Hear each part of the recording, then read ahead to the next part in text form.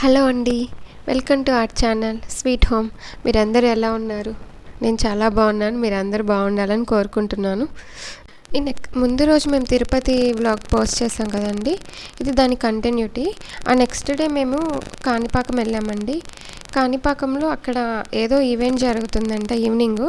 So దానికి preparations జరుగుతున్నాయి. అక్కడ చూసారు కదా, ఆ వేదిక కట్టి ఏదో స్టార్ట్ చేస్తున్నారు, దానికి ప్రిపరేషన్స్ జరుగుతున్నాయి.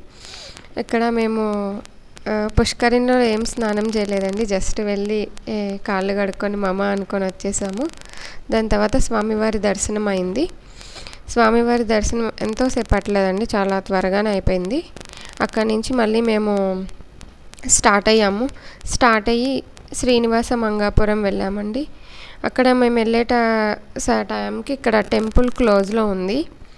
సరే అని ఇంకంతా ఎక్స్ప్లోర్ చేస్తున్నాం ఆ ప్లేస్ని. ఫస్ట్ టైం వెళ్ళాం. శ్రీనివాసుడు ఫస్ట్ తిరుపతిలో ఉన్న స్వామి ఇక్కడ అంటండి. తిరుపతిలో దర్శించుకోలేని వాళ్ళు ఇక్కడ ఆయన దర్శించుకున్న ఫలం వస్తుందంట.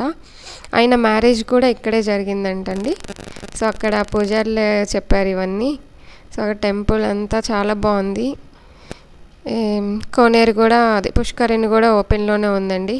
వెళ్ళి ఇక్కడ కూడా అంతే కాళ్ళు కడుక్కొని వచ్చేసాము. చాలామందికి మ్యారేజ్ కాని వాళ్ళకి ఏదైనా మ్యారేజ్లో ఏదైనా ఆటంకాలు ఉంటే ఈ టెంపుల్ని విజిట్ చేస్తే ఆ ఆటంకాలు అనేది తొలగిపోతాయంటండి. సో ఎవరైనా ఆటంకాలు అనిపిస్తే వెళ్ళి విజిట్ చేయండి.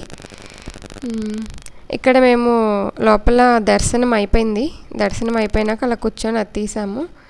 అండ్ మా బ్రదర్ ఇది అక్కడ జనాలంతా లోపలికి వెళ్ళినప్పుడు ఆయన తీశారు. ఇది చాలా ప్లెజెంట్గా అనిపించిందండి.